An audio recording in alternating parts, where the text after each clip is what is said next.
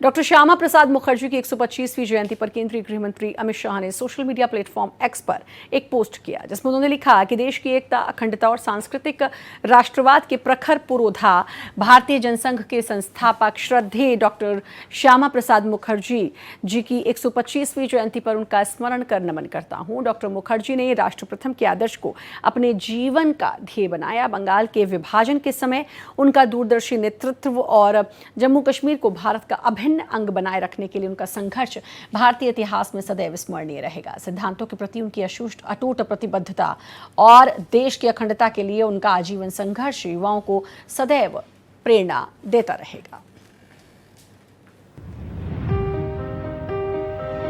श्यामा प्रसाद मुखर्जी इस राष्ट्र के बहुत बड़े नेताओं में शुमार होते हैं, जिन्होंने कभी जीवन में कुछ भी प्रसिद्धि के लिए नहीं किया, मगर जो भी किया इसके दूरगामी परिणाम इस देश के लिए शुभांकर हुए। आजादी के पहले जब विभाजन हो रहा था, तब पश्चिम बंगाल भारत में रहे अंग्रेजों के साथ लड़ाई कर इस श्यामा प्रसाद मुखर्जी ने सुनिश्चित किया था।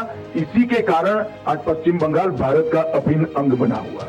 देश जब आजाद हो गया, उसके बाद कश्मीर में धारा 370 लागू की गई। कश्मीर का राष्ट्रध्वज होता था, कश्मीर का संविधान अलग होता था, कश्मीर में एक अलग प्रधानमंत्री बैठते थे। ये संकल्पना भारत की एकता और अखंडता के लिए बहुत खतरनाक।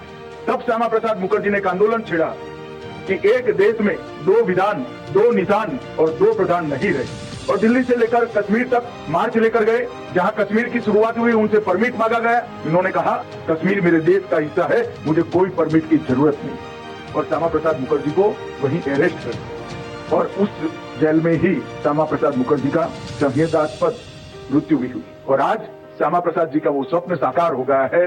धारा 370 समाप्त हो चुकी है और उनकी बनाई पार्टी भारतीय जनसंघ, जो अब भारतीय जनता पार्टी के नाम से जानी जाती है, गंगोत्री से लेकर बंगाल के गंगा सागर तक भारतीय जनता पार्टी का मुझ जैसे सैकड़ों, लाखों, करोड़ों कार्यकर्ताओं ने 60 साल के अंदर इनकी विचारधारा पर आगे बढ़ते आज देश को आगे बढ़ाने के लिए प्रयास किया है। आज मैं हृदय से श्री श्यामा प्रसाद मुखर्जी के वो महान व्यक्तित्व को हृदय से प्रणाम कर मेरी विनम्र श्रद्धांजलि अर्पित करता हूँ।